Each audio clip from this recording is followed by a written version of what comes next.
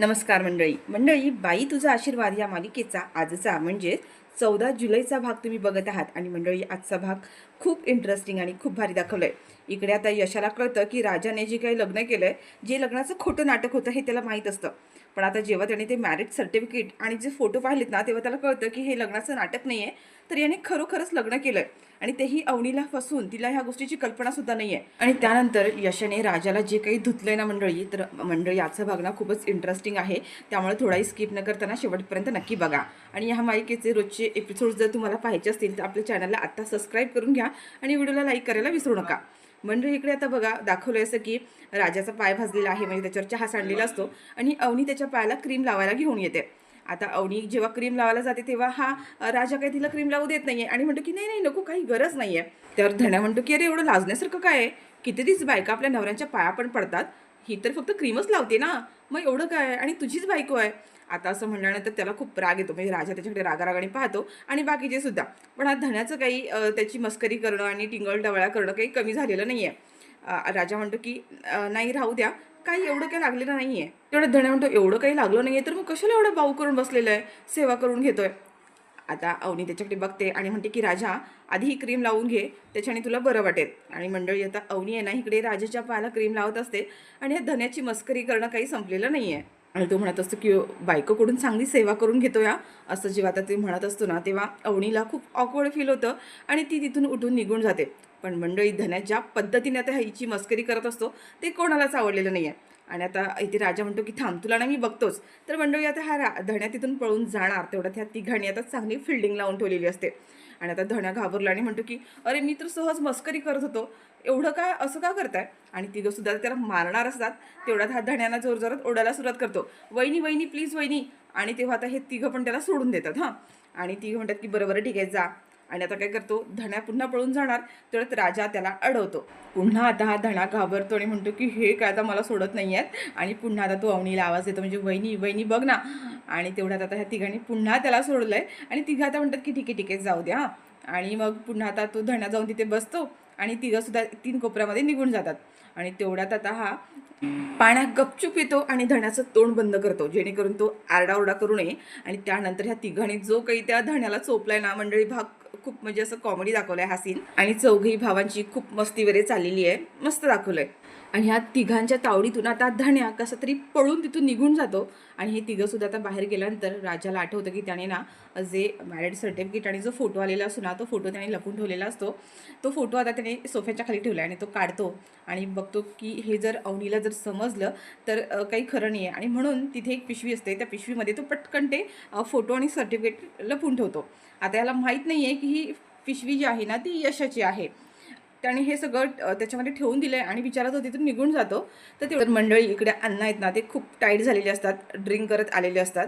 आणि खाली अवनीने ना छान अशी रांगोळी काढून ठेवलेली असते, त्यांना त्याचं भानच नाही आहे। आणि मग त्यांचं लक्ष जातं तर ते रांगोळीवर उभे असतात आणि सगळी रांगोळी त्यांनी ना ती विस्कटून टाकलेली असते। आणि तेवढ्यात त्यांना कळतं की अरे बापरे, हे काय झालं, आपल्याकडून रांगोळी विस्कटली गेली आहे, आता काय करायचं। त्यांनी डोक्यालाच हात लावला आहे आणि पटकन आता तिथे जातात, झाडू घेतात आणि त्या झाडूने जेवढी सगळी रांगोळी काढली ना ती रांगोळी भरून पुसून टाकून देतात। आणि आता अवनीला बाकी सगळ्यांना कळू नये म्हणून ते ना स्वतः तिथे खडू काढून आहे ना ठिपक्यांची रांगोळी काढण्याचा प्रयत्न करतात, पण त्यांना काही जमत नाही आहे आणि पार काहीतरी वेडीवाकडी अशी त्यांनी रांगोळी काढून ठेवली आहे। म्हणजे हा सीन सुद्धा खूप छान दाखवला आहे बरं। तेवढा तिथे धन्या येतो आणि म्हणतो की हे काय अण्णा, हे काय चाललंय आणि ही कुठली रांगोळी काढली तुम्ही, काय नकाशे काढून ठेवलाय। त्यावर आता अण्णा म्हणतात की अरे अरे रे, आणि तो आता अवनीला जायला आतमध्ये सांगणार असतो सगळ्यांना की अरे अण्णांनी हे बघा काय करून ठेवलंय। तेवढ्यात बाकीचे सगळेजण आतमधून बाहेर येतात, अण्णा थांबवण्याचा प्रयत्न करतात आणि बाकीचे सगळ्याला सगळ्यांना बघून हसायलाच येतं की नक्की हा सगळं काय प्रकार करून ठेवलाय अण्णांनी। आता अवनी सुद्धा बाहेर येते बिचारी आणि बघते तर रांगोळी तिने जी काढलेली रांगोळीच नसते आणि ते वेगळंच काहीतरी काढून ठेवलंय। तर मंडळी इथे आता छान गंमत दाखवली बरं का, म्हणजे सगळ्यांना माहीत असतं की अवनीने सकाळ सकाळी रांगोळी काढलेली असते आणि ती सगळ्यांनी बघितली आहे। पण अण्णांना असं वाटतं की ह्यांना कोणाला काही माहीतच नाही आहे बरं। ते म्हणतात की अरे छान रांगोळी काढली आहे, कुणी रांगोळी काढली ही, मस्त हा मस्त, एक एक नंबर मस्त। त्यावर धण्या म्हणतो की अण्णा, ही रांगोळी तुम्ही जेव्हा आलात तेव्हा ही रांगोळी अशीच होती का इथे।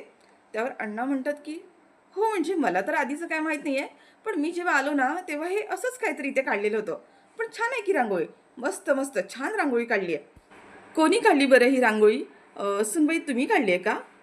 अवनी आता त्यांच्याकडे बघतच बसते. म्हणजे अवनीला सुद्धा माहिती आहे तिने काढलेली रांगोळी तर ती नाहीच आहे. आणि तरी पण अण्णा म्हणत असत की सुनबाईनी रांगोळी काढली ना, हो हो मस्त छान काढली रांगोळी. आता हा धण्या त्यांच्याकडे बघत बसलेला असतो आणि म्हणतो की अण्णा तुम्ही जेव्हा इथे आलात तेव्हा हीच रांगोळी होती. अण्णा म्हणतात की अरे मला काही माहीत नाही, आठवत नाही रे, पण मी आलो तेव्हा हे असंच होतं.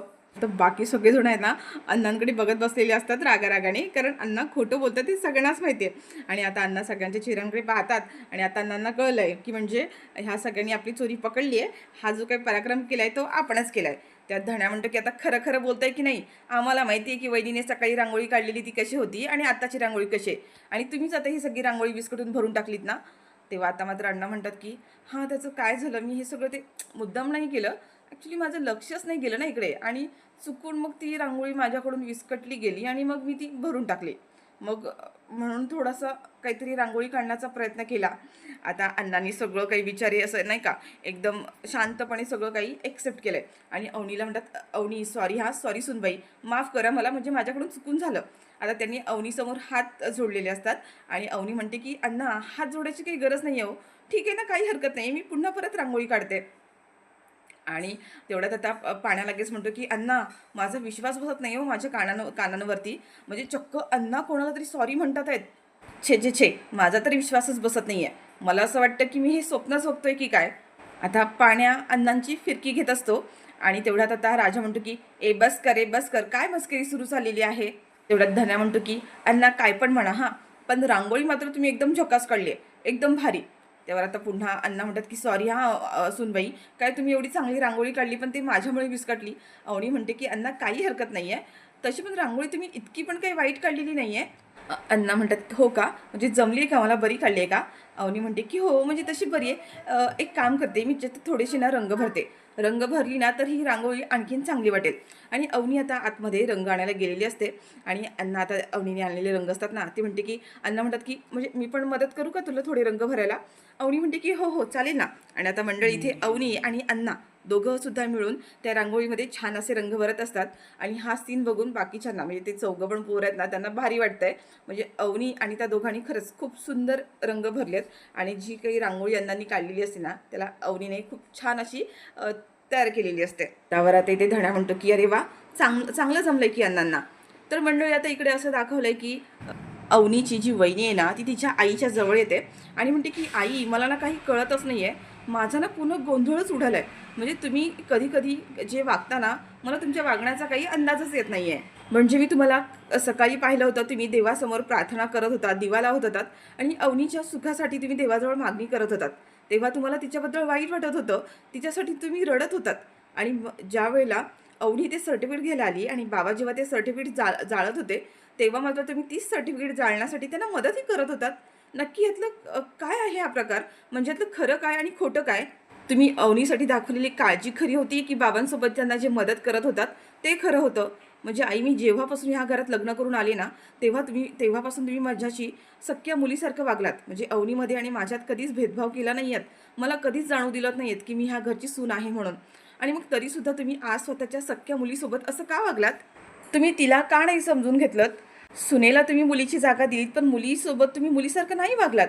त्यावर आता हा अवनीचे जे वडील आहेत ना ते मागून येतात आणि म्हणतात की बरोबर आहे, काय ना सुनेला आम्ही स्वतःच्या मुलीची जागा दिली, तिला सासूरवास काय असतो हे माहीतच नाही करून दिलं, पण पण आमची मुलगी मात्र आज तिकडे जाऊन सासूरवास भोगतीये.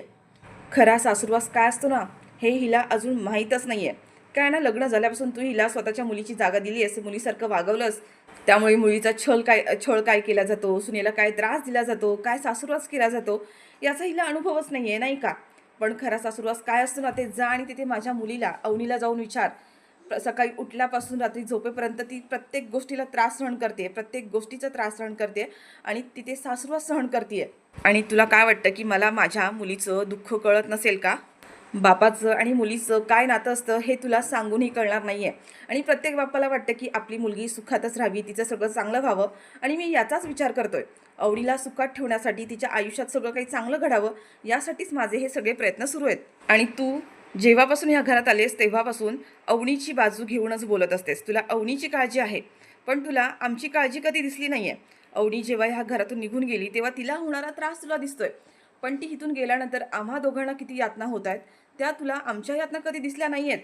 काय ना, खरा सासूरवास काय असतो ना, ती तुला आता दाखवायची वेळ झाली आहे. खरा सासूरवास काय असतो, तो आता मी तुला दाखवतो. आता बिचारी आहे ना, ही घाबरलेली असते बरं का. आणि मंडळी तेवढ्यातच हा आता अवनीचे वडील आहेत ना, त्यांचा मुलगा जो आहे त्यांना आवाज देतात आणि म्हणतात की हे बघ राजा, त्याच्या घराची केस सुरू आहे ना, म्हणजे कोर्टामध्ये केस चालू आहे त्यांच्या घरावरती. तर ते सगळं प्रकरण काय आहे, त्या सगळ्याचे डिटेल्स काढ. त्याचे घराचे कागदपत्र आणि कशा संदर्भात काय केस आहे, त्या सगळ्याची ना मला डिटेल्स हवी आहेत. काय ना, जोपर्यंत ह्या लोकांना मी उद्ध्वस्त करत नाही आहे, रस्त्यावर आणत नाही आहे ना, तोपर्यंत अवनी काही आपल्या घरामध्ये परत येणार नाही आहे. अवनीला घरात परत आणायचं असेल, तिला सुखात बघायचं असेल, तर ह्या सगळ्यांना आपल्याला रस्त्यावर आणावं लागणार आहे. तर मंडळीकडे राजा आणि धन्या दोघंसुद्धा कॅरम खेळत असतात आणि तेवढ्यात अवनी आणि यशा दोघंसुद्धा बाहेर येतात. अवनी नाश्ता करत असते आणि आता यशा म्हणतो की नाश्त्यासाठी उपमा केला, ज्यांना ज्यांना पाहिजे त्यांनी जाऊन आतमध्ये घेऊन खा. आणि आता हे दोघंसुद्धा बाहेर बसलेले असतात. तेवढ्यात धन्या म्हणतो की आज मला सुट्टी आहे, त्याच्यामुळे मी आज निवांत नाश्ता करेन. त्यावर आता इथे यशा म्हणत असतो की दुपारचं जेवणसुद्धा रेडी करून ठेवलं आहे. धन्या म्हणतो की जेवणामध्ये काय केलं असणार, चवळीची उसळ आणि भात. अवनी म्हणते अरे असं काय म्हणतोस, जेवण जेवण असतं, जेवणाला काय नावं ठेवतोस. त्यावर धन्या म्हणतो की तसं नाही, म्हणजे आज मला सुट्टी आहे ना कॉलेजला, त्याच्यामुळे म्हटलं आज आपली कंपनी होऊन जाईल. वहिनी आज मी तुला कंपनी द्यायला आहे बरं घरी. तेवढ्यात राजा म्हणतो की अरे हो, मला पण आज सुट्टी आहे, मी पण आज घरीच असणार आहे. तेवढ्यात आता अवनी म्हणते की राजा तुला कसली सुट्टी. राजा म्हणतो की नाही आहे, म्हणजे मी आज सुट्टी घेतली आहे. पण अवनी म्हणते की अरे ती कंपनी तुझी आहे ना, मग तुला सुट्टी कसली आणि कोणी दिली.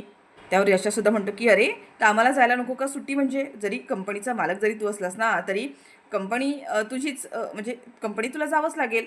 आता अवनीसुद्धा म्हणते की हो, म्हणजे कंपनी तुला जायलाच हवं ना. आता राजाला काय बोलावं काहीच कळत नाही, कारण राजाने अवनीला सांगितलं की तो कंपनीचा मालक आहे म्हणून. तेवढ्यात धण्या सांगत असतो, म्हणजे आता धण्या ना तो सगळं काही खरं खरं बोलणार. तेवढ्यात राजा आता त्याला थांबवतो. आणि आता इथे यशाला सुद्धा माहीत झालंय की ह्याने सगळं काही आता अवनीला खोटं सांगितलंय. आणि राजा आता त्या गोष्टीला कसं तरी सावरून घेतो आणि म्हणतो की हां जाऊ दे, मला एक महत्त्वाचं काम आठवलं. हो हो, मला आज ना कंपनीत जावं लागेल. सॉरी मला आज सुट्टी नाही आहे, म्हणजे मी तुम्हाला कंपनी नाही देऊ शकत. आज मला कामाला जावंच लागणार आहे. तर मंडळी आता इकडे असं दाखवलं आहे की हा पाण्या जो आहे ना तो गॅरेजवरती आला आहे आणि गॅरेजवर आल्यावर तो खूप खुश असतो. आता त्याचा मित्र जो आहे ना तो म्हणतो की काय रे आज एवढा खुश कायस. त्याला म्हणतो की अरे तू पटापट हात चालव आणि सगळी कामं आवरून घे आणि हे सगळं नीटनेटकं करून ठेव. त्याच्यावर तो म्हणतो अरे काय पण का आज विशेष काय आहे आणि तुझ्या चेहऱ्यावर एवढं तेज का आहे. त्यावर तो म्हणतो की काय ना आज एक मॅडम भेटायला येणार आहेत. त्यावर त्याचा मित्र आता जो म्हणत असतो की म्हणजे काही लग्न विग्न ठरलं की काय, पोरगी विरगी बघायला येणार आहे की काय. तेवढ्या पाण्या म्हणतो की नाही रे, म्हणजे मला बँकेकडून लोन घ्यायचं आहे, मला स्वतःचं बिझनेस सुरू करायचं हे मी तुला बोललो होतो की नाही. म्हणजे ही नोकरी काय करायची आहे, इथे मी सिनियर गॅरेजमध्ये सिनियर म्हणून काम करतो, पण आत्ता मला गॅरेजमध्ये स्वतःचा मालक म्हणून राहायचं आहे आणि त्याच गॅरेजमध्ये मी तुला सिनियर मेकॅनिक म्हणून ठेवणार आहे. आणि मंडळी तेवढ्यातच आता ज्या मुलीची वाट बघत असतात, आता ती मुलगी म्हणजे पाण्याला तर वाटतं की आपल्याला बँकेतून लोन देण्यासाठी ते मॅडम भेटायला येणार आहेत आणि तो आता तिला बघून खूप खुश झाला आहे. म्हणजे आता आपल्याला एकदा का लोन मिळालं की आपलं काम झालंच. तर मंडळी आता इकडे जी पायल आहे ना ती खूप छान अशी प्रोफेशनल तयार होऊन आलेली असते. चेहऱ्याला मास्क लावला आहे, हेअरस्टाईल तिने चेंज केली आहे आणि गॉगल लावला आहे, त्याच्यामुळे तिचा चेहरा काही ओळखताच येत नाही आहे. आल्याला ती आता पाण्याला इथे हाय हॅलो करते आणि त्याला म्हणते की मला थोडं पाणी मिळेल का. थोडं पाणी आता त्या माणसाला जो त्याचा मित्र आहे त्याला म्हणतो की अरे मॅडमला पाणी दे ना. आता त्याने तिच्या हातात पाण्याची बॉटल दिली आहे, पण आता तिचा स्वतःचाच पोपट झाला आहे. म्हणजे त्यांनी पाण्याची बॉटल दिली आहे आणि पाणी पिण्यासाठी जर मास्क काढला तर चेहरा ओळखला जाईल ना. त्याच्यामुळे ती म्हणते की नाही नाही नाही राहू द्या, नो थँक्स. त्याच्यावर आता पाण्या म्हणतो की मॅडम पाणी पिऊ शकता तुम्ही, पाणी अगदी अगदी शुद्ध आणि फिल्टर पाणी आहे, म्हणजे तुम्हाला काही त्रास वगैरे होणार नाही. आता तिला काय करावं कळतच नाही आहे आणि आता ती जाते आणि स्वतःचे हात धुवून येते. आणि आता पाणी प्यायला बॉटल दिली आहे आणि ह्या मॅडम अशा जाऊन हात का धुत आहेत, ह्या दोघांना थोडंसं विचित्रच वाटत असतं.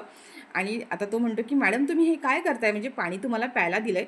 आणि त्याच्यावर आता ती इंग्लिशमध्ये त्यांना सांगत असते की काय मला स्वच्छता खूप लागते, म्हणजे मी बाहेर जरी गेले ना तरी मला स्वच्छता हवी असते. आता ती सगळं काही असं ना इंग्लिशमध्ये काय काय बोलत असते आणि त्या दोघांना काहीच कळत नाही आहे. आणि तेवढ्यात आता म्हणते की काय मॅडम म्हणजे तुम्ही काय बोललात. तेवढ्यात आता हिला एक्सप्लेन कसं करावं काही कळत नाही आहे. तेवढ्यात पाण्या म्हणतो की अरे त्या बँकेतल्या मॅडम आहेत ना, ते बँकेतल्या लोकांची काही वेगळी भाषा असते, ते त्याच्यात आपल्याला काहीतरी सांगत असतील. आणि तेवढ्यात आता तो पाण्या म्हणतो की मॅडम आपण ते लोनबद्दल बोलूयात का. तेवढ्यात ही आता पायल म्हणते की हो हो लोनबद्दल बोलूया ना, मी त्याच्यासाठीच तर इथे आली आहे. तर मंडळी आता हा यशा जो आहे ना तो कामाला निघालेला असतो आणि आता अवनीला म्हणत असतो की जेवण वगैरे केलेलं आहे, तुम्ही जेवण करून घ्या.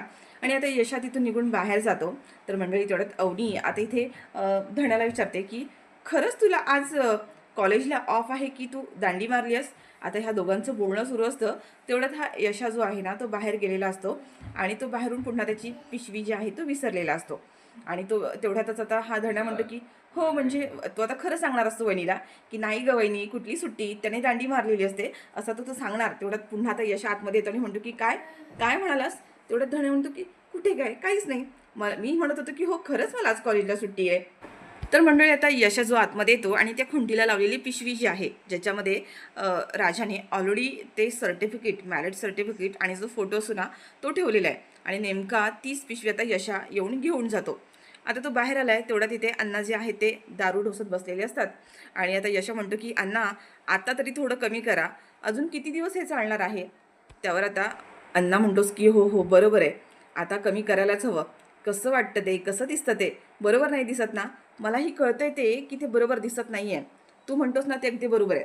आजपासून मी कमी करणार करणार म्हणजे करणार. पण कमी करायला जाऊ कुठे? तो किती दिवस झाला न्हावी अजून त्याने दुकानच उघडलं नाही आहे. आता तो न्हावी आल्याशिवाय मी कसं काय कमी करणार? आता हा जो यश जो आहे ना तो दारूबद्दल बोलत असतो की तुम्ही दारू कमी करा. पण आता हे अण्णा जे आहेत त्यांना असं वाटतं की हा काय आपल्या दाढीमिशीबद्दल बोलतोय, खूप दाढीमिशी वाढली आणि ते चांगलं दिसत नाही आहे. त्यावर यशा म्हणतो की मी काय बोलतोय आणि तुम्ही काय बोलताय? त्यावर अण्णा म्हणतात ते तू काय ते पर्सन्यावरनं. आता सुरुवातीला आम्हालाही कळलं नाही आहे त्यांना काय म्हणायचं असतं, पण त्यांना ते पर्सनॅलिटी म्हणायचं असतं. आणि अण्णा म्हणतात की तुला माझ्या पर्सनॅलिटीबद्दलच बोलतोयस ना? काय वाईट आहे माझ्या पर्सनॅलिटीमध्ये? चांगलं तर दिसतोय मी, फक्त थोडीशी दाढी वाढली आहे. त्यावर यशा म्हणतो ह्यांच्याशी बोलण्यात ना काही अर्थच नाही आहे, जाऊ दे. यश म्हणतो तुमच्याशी बोलण्यात ना काही अर्थच नाही आहे, मी येतो. पण आता अण्णा म्हणतात की अरे पण तू कशाबद्दल बोलत होतास? म्हणजे तू काहीतरी वेगळं बोलत होतास आणि मी काहीतरी वेगळं बोलत होतो का? त्यावर यश म्हणतो की तुमच्याशी बोलण्यात काही अर्थ आहे का? आणि असं म्हणून आता तो तिथून निघून जातो. तर मंडळी आता इकडे असं दाखवलं आहे की यशा ज्या वेळेला कामाला निघून जातो ना त्याच्या पिशवीमध्ये त्याला मॅरिड सर्टिफिकेट मिळालं आहे. आणि हे पण मिळालं आहे त्याच्यासोबत त्याला एक हे पण त्यांच्या लग्नाचा फोटो मिळाला आहे. आणि तेव्हा आता यशाला कळतं की म्हणजे राजाने सांगितलं आहे की हे खोटं खोटं नाटक आहे, लग्नाचं नाटक आहे. ते नाटक नसून राजाने खरोखरच अवनीसोबत लग्न केलं आहे आणि तेही तिला न सांगता तिला फसवून. आणि तेव्हा आता तो येतो आणि तो राजाला दाखवतो की हे काय आहे? हे तर लग्नाचं खरं सर्टिफिकेट आहे. म्हणजे तू अवनीला फसून तिच्याशी लग्न केलंस का? आता राजा म्हणतो की काय ना, तो त्यावेळेला ऑप्शनच नव्हता, नाईलाजाने मला सगळं करावं लागलं. पण आता यशाला एवढा राग येतो त्या गोष्टीचा आणि तो राजाच्या एक कानाखालीच लावून देतो. राजा म्हणतो की अरे माझं एकदा ऐकून तरी घे ना, म्हणजे मी हे सगळं केलं ते मुद्दाम नाही केलंय, त्यांच्या भल्यासाठीच केलंय. यशा म्हणतो की तू जे केलंस ते चुकीचं केलंस. तू त्यांना अंधारात ठेवून त्यांना फसवून त्यांच्याशी लग्न केलंस, त्यांच्या भावनांचा खेळ केलास तू. आधीच आपल्या घराला बाईचा आशीर्वाद, बाईचा शाप मिळाला होता आणि आता तू काय केलंस? केवढा मोठा शाप घेऊन घेतलास तू स्वतःवरती. आता हा शाप घेऊन आयुष्यभर जग आणि हे सत्य हे खोटं किती दिवस लपून ठेवणार आहेस ते सुद्धा तूच बघ.